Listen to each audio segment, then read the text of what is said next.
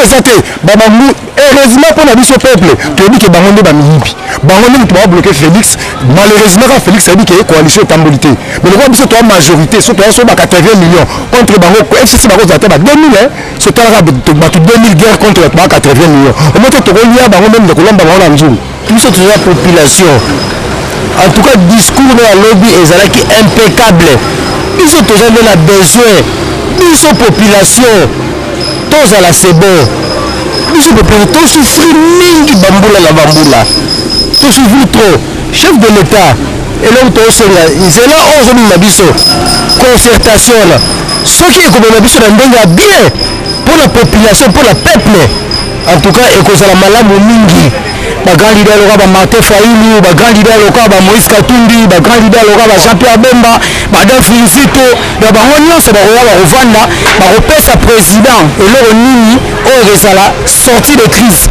donc c'est là nous biso ko koma na niveau to bimela o nyonso bango ba kosola yango na président de la République a kozonga liboso na biso peuple aloba na biso na solo na ba grand leader ba ebisinga ibe bino peuple congolais bo moni ndenge nini to sala ndenge nini soki ke asala eloko FCC a barricade yango biso président pesika ordre tobimi na nzela ndenge selse spécial biso makanisi ini wakamba fatika mboka atika biso na Congolais falo ba mili mwa lingala kwa c'est un discours président na sepeli nango parce que yene muja mizo zaye Mozambique yanga ezaye nazana tendance politique motinala Congolais en tout cas pour la FCC on doit arrêter ça la réunion et puis pour la banque ils ont toujours échec oui il faut maintenant vraiment alors mec ne me couche mais alors moi je suis pas de l'IDPS nazam de FCCT nazam de la Mukate je suis là pour la nation tous en pour la soutenir nous sommes des jeunes à venir la biso à venir la boya sima la biso donc tous là pour la soutenir vraiment RDC peu importe tendance différente ceux qui pensent que muta peut perdre dans le baki bongo azala qui dans le monde donc il faut te prêter l'effort.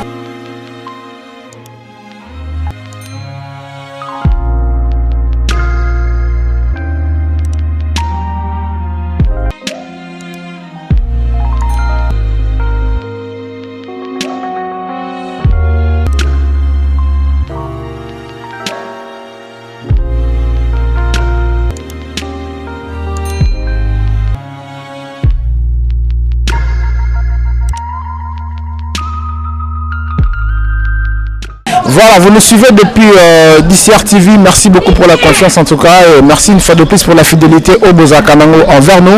Ah bah oui, ça me donne un grand plaisir de faire ce travail. Ça vous donne en tout cas une grande motivation. Et on continue toujours qu'on satisfaire Bino à travers les émissions, à travers les analyses, parce que c'est avec ça d'être communiquer Bino tout ce qui se passe dans le monde, particulièrement tout ce qui se passe dans notre pays. Alors aujourd'hui nous sommes venus voir le gens, nous sommes venus voir le peuple congolais en tout cas, tout sur un bango par rapport au discours et à président de la République qui lobby, le président de la République qui avait parlé pendant 6 minutes. C'était un moment très délicieux pendant beaucoup de il y a eu des gens où on a causé le discours, où on a vraiment motivé.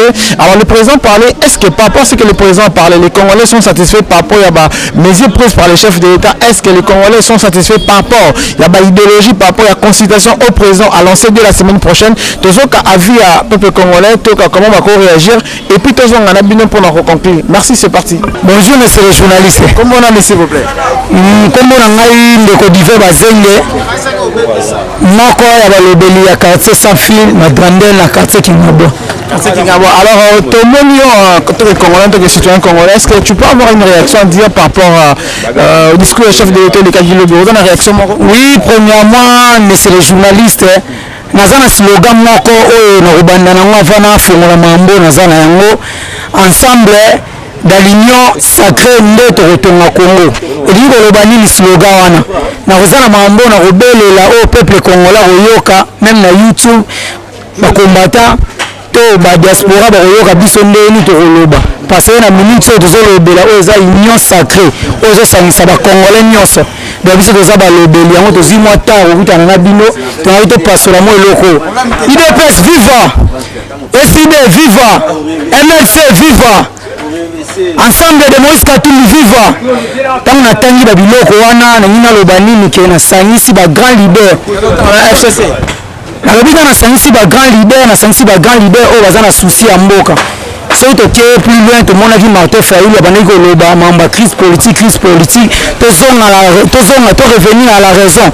C'est pour cela président de la République ayoki kolela kaya Martin Fayulu te mayoki kolela ya peuple congolais mobimba tellement Martin Fayulu anaki kotambola na direction ya peuple yango nayoki kolela asengi azonga na la raison yango asali un marche en arrière. C'est pour cela que nous avons télé liboso na bino ba journaliste ba koma na niveau ya retourna biso ba question o besoin na besoin retourna total la réaction ya peuple congolais. Mais on a évité, mais la plupart des Congolais n'a pas plus de dissolution. Ça veut dire que nous avons pas mon député, on a été autre. Mais papa on a président Kenin à Ken on décevoir peut-être. Mais premièrement, c'est les journalistes dissolution il y a Assemblée nationale qui n'a pas bon voté. Deuxièmement, sur le bongo, il faut Premier ministre na assemblée bazala na ba divergence ko organiser la té mais eza le cas bazo kana bazala bango bon terme akwa boro ya ko dissoudre parlement et le président de la République a sali eza ko diminuer pouvoir ya FCC et nous ko bani eza le roi to na sous forme de dialogue et puis to na sous forme ya gouvernement d'union nationale na kati ya gouvernement d'union nationale et que sami saba congolais nyonso ka biso ba congolais petit peu peut-être mais sami saba grand leader na biso nde ba okende ko représenter biso petit peuple na o biso tozolela ba grand leader na biso ba rememango kuna na qui de droit ba rememango kuna place bazola biso ba solution nde ba grand leader ba rememango entre autres ndenge ba souci na biso peuple za yango zo nge matakuna yango président de la République alobi ke ko ba vana na table ronde si à se décider alobi ke dès la semaine prochaine ndenge tozo banda boye déjà bazo entamer ba série à contact et puis à reconsulter ba acteurs politiques nyonso et sociaux ba ONG ba grand leader loka ba Martin Fayulu ba grand leader loka ba Moïse Katumbi ba grand leader loka ba Jean-Pierre Bemba madame Félicito ba bango nyonso ba koya ba kovanda ba kopesa président eloko nini oyo ezala sortie de crise donc nzela nini oyo biso kokoma na niveau tobimela oyo nyonso bango bakosolola yango na président de la République akozonga liboso na biso peuple aloba na biso ye nasololaki na ba grand leader bayebisi ngai boye bino peuple congolais bomoni ndenge nini tosala ndenge nini soki ke asala eloko FCC abarikade yango biso président apesika ordre tobimi na nzela ndenge CLCS pesaki biso makanisi yango nelo biso papa ya majorité ya congolais beleza déception mpona bango koloba na bango nini bato baza na biso déception eza oyo bayebi politiki te baoyo mpe bazocomprendre falansa te so na bi falansa ya te ngi kolobake baoyo bazocomprendre français te yango wana bazoloba lobi namonaki ndeko moko boye na boyo otanga parti politique alobaki n'importe quoi mpona mambo o président alobaki n'importe quoi maintenant on a commis le niveau d'éclaircir président revenir à la raison parce que ayebaki eloko nini azobongisa mpona peuple congolais. Merci beaucoup en tout cas ndeko je pense na nini nangaki nabakisa namoni ndeko journaliste otuni te ndenge naloba boye président lelo ndenge asengi eloko oyo biso peuple congolais tokozala contre mutu nyonso oyo akoboyikote to oyo akoboya dialogue oyo entre autres nasalaki campagne à Lamuka bandeko na biso nyonso oyo alamuka eza message nazolanse na peuple congolais oyo nyonso akoboya mambo président de la République akobenga ye aboyi biso peuple congolais tokobima na nzela mpona ye tokomona ye nde aza ennemi ya peuple congolais parce que biso toza na posa peuple azala sauve toza mpe na posa tosauve oyo eza nation congolais mpona biso lobi na biso ezala malamu mpona venir ya biso ya bana na biso epuis ya bana oyo bakoya nsima. Merci beaucoup en tout cas j'espère que nous continuons stopper toujours on est prochainement tous on a un déco tous on a un déco à peu bien abisso déco bonjour monsieur une petite présentation na bateau bateau na biso bon na sepeli makasi komona bino ba journaliste boye a côté la biso concernant le message à chef de l'état à lobby eloko biso to wi koloba en tout cas chef de l'état merci biso toza na pouvoir moko te ke ono FCC to cache biso toza population en tout cas discours na lobby ezalaki impeccable biso toza nde na besoin biso population tozala c'est bon biso population tosouffrir mingi bambula na bambula tosouffrir trop chef de l'état eloko tosenga nzela oyo ozomema biso concertation na soki ekomema biso na ndenge ya bien mpo na population mpo na peuple en tout cas ekozala malamu mingi vraiment. C'est ça. Alors je sais pas, tu peux avoir un dernier mot au cas où peut-être FCC est bloqué concertation président de Nassala. Réaction à Bino Peuple Zalande. Je pense que FCC peut baza batou. baza bato bayebi pendant 18 ans nini esalami te. En tout cas FCC baza bato soki babloke soki baza badiable batika Faci asala mosala na ye ntango mosusu bango esika bakomaki na 3 ntango mosusu Faci akoma na 6 ntango mosusu akoma na 7 botika ye nano papa pendant 18 ans Faci kaka na 2 ans a marqué peuple congolais makasi. Donc eloko moko na kosala bino botia na se FCC botia na se totala mpe mona mboka nanu Faci asala nanu. C'est ça. Merci beaucoup. Voilà, donc nous sommes toujours en train d'évoluer avec le peuple congolais. Toujours à balabala, bon, on est touché micro, on a mis sur la caméra à balabala, tout la réaction à congolais par rapport au discours du chef de l'État, qui est plus attendu dans la République démocratique du Congo. Je peux parler même ailleurs en tout cas. Alors, chef, bonjour. Bonjour. Comment on a mis s'il vous plaît? Comment on a 02. 02. Oui. Alors 02, est-ce que vous avez une réaction à dire par rapport à ce qui s'est passé hier, par rapport au discours du chef de l'État? Oui, Maramba Golobese Béné par rapport au discours du chef de l'État était bref. Mais à satisfaire biso bao bazo comprendre de français tende bao monde ya lobby rien mais à lobby pena bonzambe à lobby vrai donc rupture ya coalition à lobby on a kimia donc heureusement pour na biso la peuple to comprendre que Kabila la groupe na ye ndi ba bomi mboro malheureusement pour na Félix parce que ça la coalition ba bloqué sikoyo nzambe lokola apesi motema malamu alobi abenga bamartin bamoïse les autres là baya basangana basala alobi yango union sacrée pour la nation ezala likambo malamu mingi vraiment kutisa mpe na président donc azala efficace mpo abindi bitumba oyo titoko malelo boye moko comprendre donc bagarre na ye na Kabila na groupe ya FCC abindi yango ye moko ntango amoni ke abimi na mwa kage wana abengi bamasa moto asala fierté oyo kifayulu kimoïse kinini baya basalelo mwa propre blocage aussi le peuple bana batango fleto dame toda ye moka te likolo Kabila na babaneli bana wana moi ndenge se fali pena oya babemba to barepre mais mon frère je vous dis que fayulu wana faya pas ça chômeur so man fali ni bilo aya coopérer na mwana mai mais l'esprit bien l'esprit te que ayo luka pas payer amer a payer nini aya to bike ya zam to ba ndumane mais aya ba coopérer ba tiata ministre so na d'environnement so wapi abu se pe ba nzela kaka ndezalaka mais aya te na bunke ya za premier ministre te lukuta évite même au moins FCC peut permettre que maman ça m'a bien bloqué te moi il va tout le ba FCC on a basa ba tout baza ni même en mauvais point danger donc cela veut dire c'est Lucifer personnalisé siko na kati ya bato neti na mboko oyo siko tobi kile ba danger mais bika Jésus Christ ala kata Faci mo mort moko ba ko balali elo esate baba mu heureusement pour la biso peuple tobi ke bango nde ba miyibi bango nde to ba bloquer Félix malheureusement ka Félix a dit que coalition tambulité mais le biso to majorité so to so ba 80 millions contre bango FCC ba ko zata ba 2000 so to ba 2000 guerre contre ba 80 millions au moins to ko lia bango même de kolomba bango na nzulu. Merci beaucoup.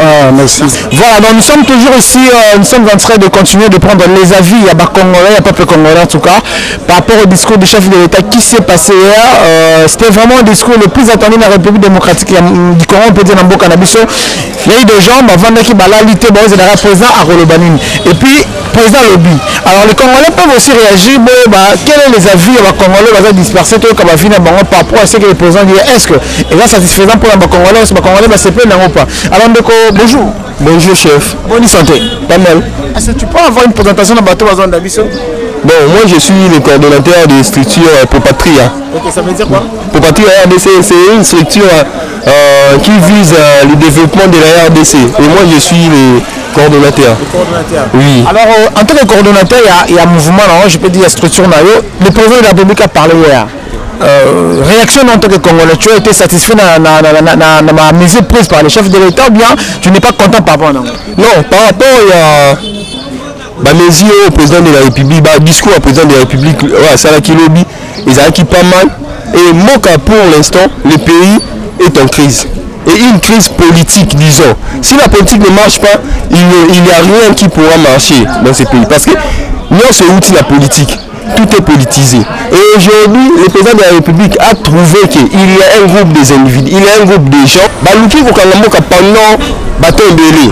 Et aujourd'hui, le président de la République, vu la coalition Oya Salaki, vu la coalition au président de la République à Salaki et à Monique il y a des entraves par rapport à la coalition binomo sur besoin la coalition mais et là au moment où marché premièrement président de la République a une décision mais binomo besoin la coalition là banira président de la République a une décision quelconque pour respecter la montée récemment comme la présidente de la République prestation à serment il y a trois juges à cour constitutionnelle et vous n'êtes pas satisfait de ça pendant que bino la coalition la manière il y a un discours à le bien juge wana pour l'état des droits est effectif il y a à placer qui trois juges wana au Nicolas ya Mibeko et le cour constitutionnelle la biso azala musala ya makasi ya osala pour batu bazo détourner bato osala bamoni ke le roi de la coalition le roi biso de fandaki pendant longtemps et le moment to ba osala biso le roi cour constitutionnelle yene mutaza au-dessus yene mutaza décision ya suka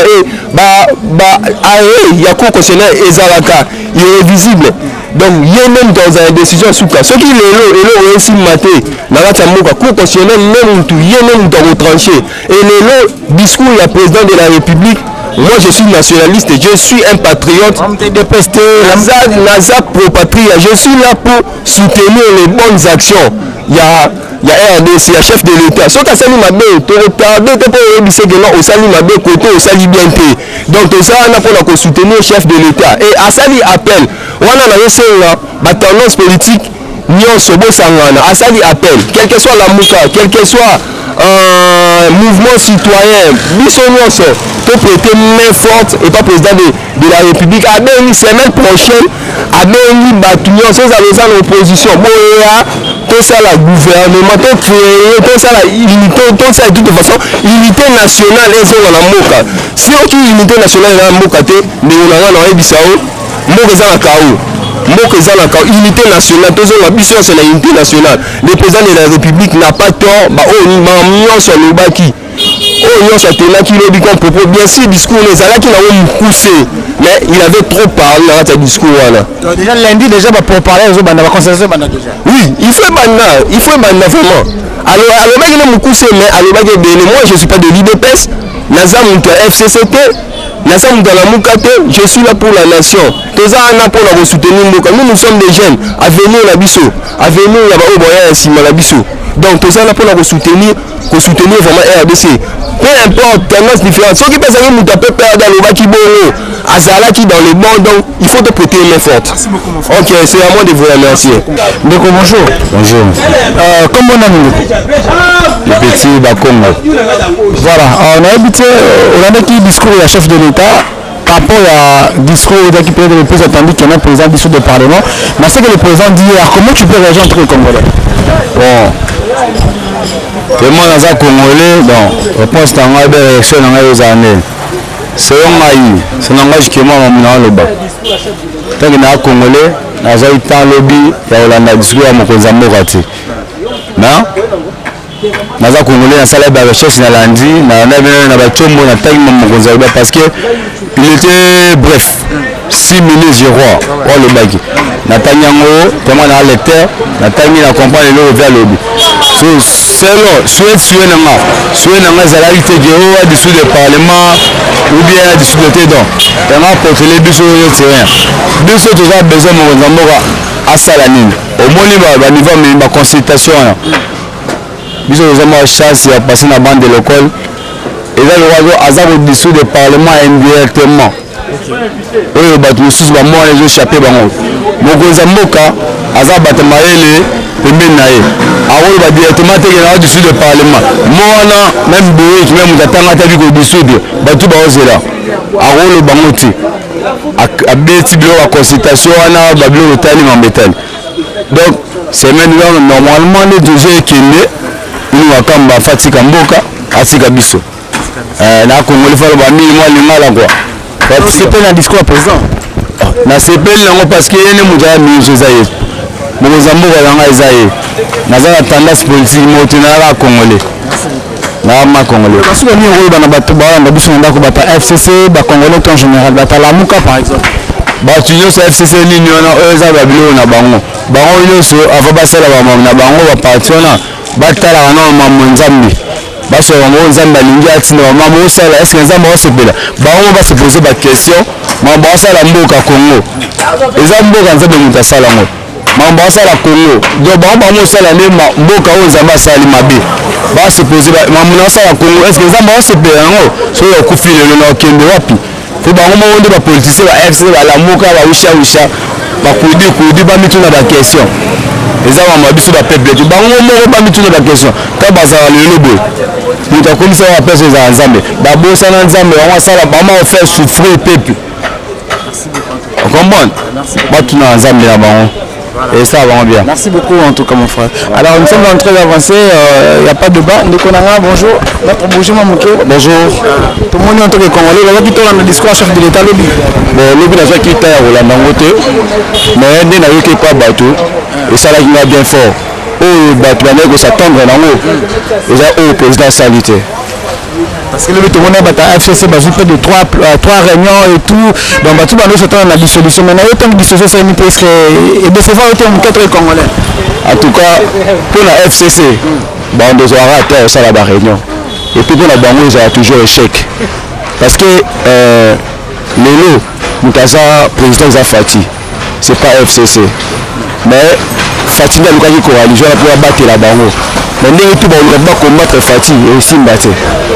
Alors, président, on a lancé une consultation. Est-ce que pour nous, Martin Fallou, tout répondre massivement ou tout le monde. Bon, on dit pour le président. Le président suscrit à la travailler dans la union, c'est pas à l'ensemble, pas à la unie. Mais les gens Martin par failli l'unité basé pour s'embrouiller. Par failli basé pour s'embrouiller. Le président a toujours besoin de travailler dans la union, c'est pas à l'ensemble. C'est un peu ça. Merci beaucoup Ndeko. Alors on a vu que le mois sur votre cabaret, le Bayasuka et Sanini. Nous, le Nassali par analyse état que congolais, état que citoyen congolais. Président Nazawana, président Fatih, président Mokoza aimé dans tous les Congolais. Parce que au monde il est vivre l'élo. Et ça peut dire que des Kabila Salaki. Mais tout le monde Fatih. Makamoué que n'était de là mal, tout le monde Fatih. Donc dans la séance de code que Fatih, arabe béton, arabe m'a aimé. Merci beaucoup de qu'on avance, on continue à habiter. Bonjour Ndeko. Bonjour. Bonjour. Bien. Alors, la vision de partout, est-ce que vous avez une réaction par rapport au discours chef de l'État qui lobby dans la télévision? Bon, on a qui est le lobby. Ils ont que le gouvernement a changé. Le gouvernement a changé. Le gouvernement a bien, mais à ça, il a alors moi ndengeni do wana obinga lamuka obinga bato ya MLC obinga bato Moïse Katumbi pour na idée on est bien tous amabe bato lamuka idée on est bien na bato ya Moïse pe idée on est bien basa na chef de l'État basa gouvernement ya sika OK il comme ça le bezali à part te que pas gawana. Merci beaucoup. Voilà, vous avez été tellement nombreux de nous suivre sur DCR TV. Merci, merci pour la confiance en tout cas. Nous vous avons présenté la vie. Il y a Congolais qui réagit par rapport au discours à chef de l'État. J'espère que nombre d'équipes à différence qui vraiment de soutenir. En fait, la plupart des Congolais sont d'accord par rapport à un chef de l'État à consultation.